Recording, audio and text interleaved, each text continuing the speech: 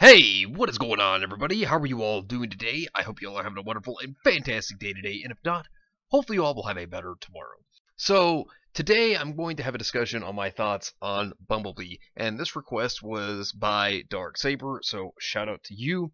So, I'll go ahead and give all my thoughts on Bumblebee, what I think about it, and there's a lot of things I could say about the ship. So, sit back, relax, I hope you all enjoy, and let's go ahead and jump right on into this.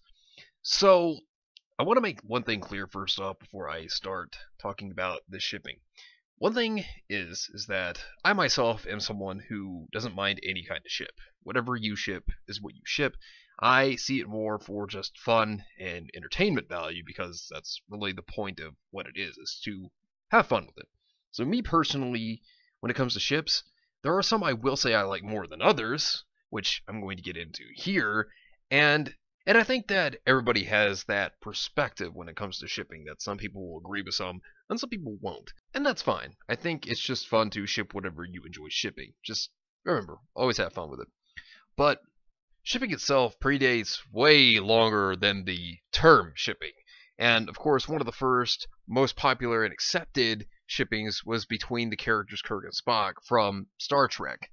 And of course, that was called Kirk and Spock, and then later on, it was called K&S shipping. And that was one thing that was a very popular shipping back in the day, which, of course, in entertainment led on to more shipping pairs within other shows. Now, you're probably asking the question, why would we go all the way back in history, and why would you bring this up? Well, I'm bringing this up because shipping has really become a very popular thing over all the years. And in several different sources of entertainment, it has really been brought up. It's really sparked a lot of different shippings over time within different shows. And obviously we come across to Bumblebee, which Bumblebee is a popular shipping when it comes to RWBY. And what I think about Bumblebee is this. I don't mind Bumblebee per se. I don't mind the idea of Blake and Yang getting together. And there are several reasons why I actually don't mind this. And one big one is, over time, they have kind of subtly hinted at it being a possibility. Now, I'm not saying it's going to happen, I'm not saying it's not going to happen. But if you look at the way that over time, through the volumes, they have started to really subtly grow the characters and bond them together. And yes, they have had their conflicts at the very same time, but I think one big start to this was all the way back in Volume 2. And of course, we do get to see the dance that Blake and Yang have for a brief moment, and that makes me kind of think back there that this may have been the start of an idea, or the start of the thought to Bumblebee. Now, of course, people probably had shipped Blake and Yang even before this time, I wouldn't be surprised, but when the series itself started to subtly hint towards this, I think was really all the way back in Volume 2, and I think it really started also with when Blake was having issues with the White Fang. It affected her sleep patterns, it affected her studying and her grades, and she was letting it really consume her life. And considering that she wasn't going to go to the dance, Yang had a concern over this, because she had saw how her own teammate, her own friend, was going through problems concerning what had been going on in her life, concerning the White Fang, how much it's consumed her. And Yang was there to try to help Blake understand that although there may be a crisis, there may be an issue that is going on, Blake shouldn't let this problem control her life, just as how Yang stated that, yes, she was on the search for her mother Raven, but she wasn't going to let that consume her life. She wasn't going to let that take over and get rid of all the good times that she could still have. And that really did help Blake. And then, of course, you have the statement of Yang offering to be Blake's first dance.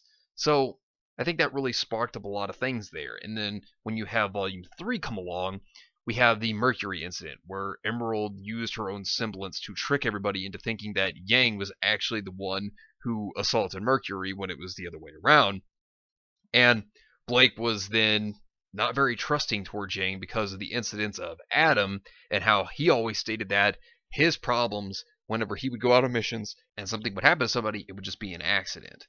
And Blake obviously knew that that wasn't right, that it wasn't just an accident, that these accidents, as Adam would say, would keep happening.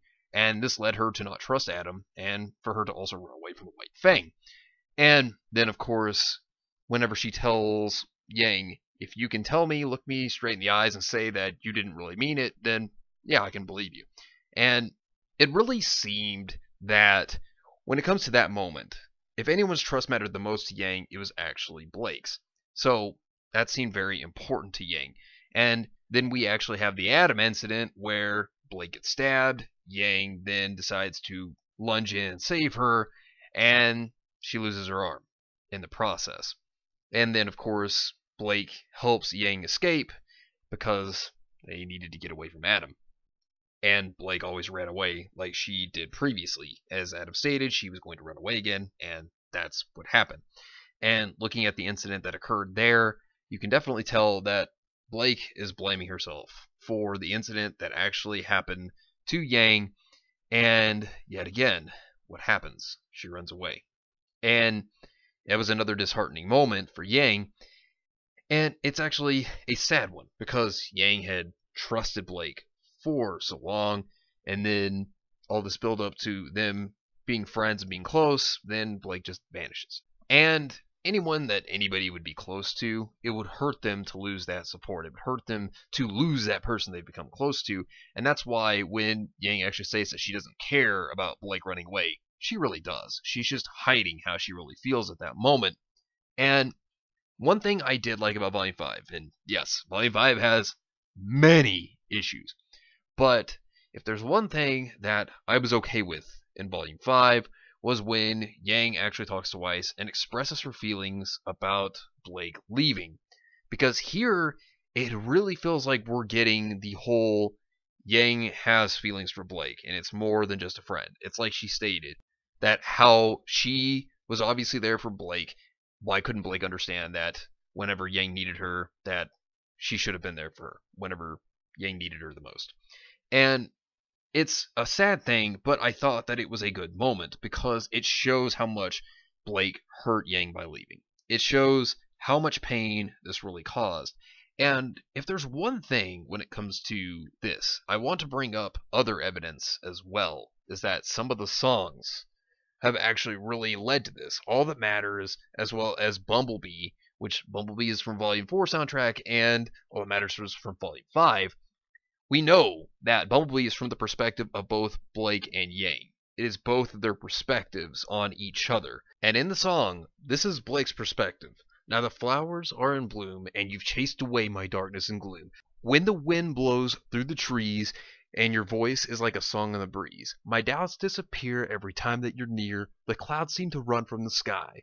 And it really shows that these are Blake's inner thoughts towards Yang, that this is what her thought process is. So that's a part of that song, and then if you actually look at the song All That Matters, this is fully within the perspective of Yang. And when you actually look at it, one big thing is, thought that I could pull you from the shadows, maybe help you find your wings and fly. But you're a path the longer that I travel. My past mistakes repeated, I'll risk it once again to have you near my side. Another chance to let you destroy my pride. This is also from Yang's perspective in All That Matters. Then again, the whole song is really within her perspective.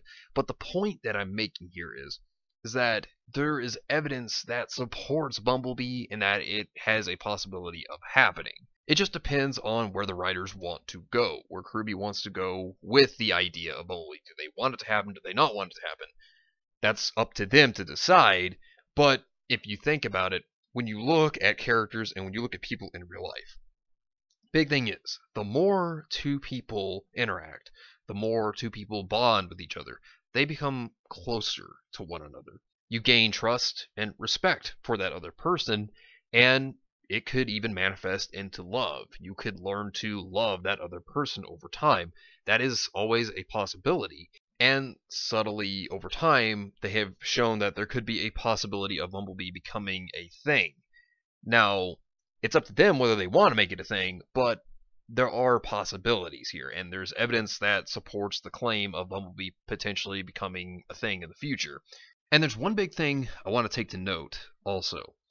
Monty himself did have an interview years ago, and he even stated himself that he did want his characters to find themselves over time, that he wanted to appeal to the LGBTQ community, and that he wanted to have characters discover themselves, because in reality, people do that as well.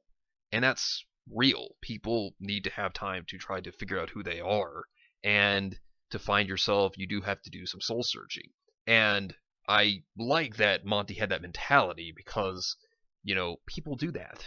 People really do. And it shows that the characters would eventually come into their own and figure out who they are. So I like that idea. So I don't really mind the idea of Bumblebee. I don't hate it. And I'm really just open-minded to ships in general. But let me know what you think down below. Do you agree? Do you disagree? Let me know in the comments down below. But anyways, thank you all for watching. I hope you all enjoyed. And if you did enjoy, hit the video with a like.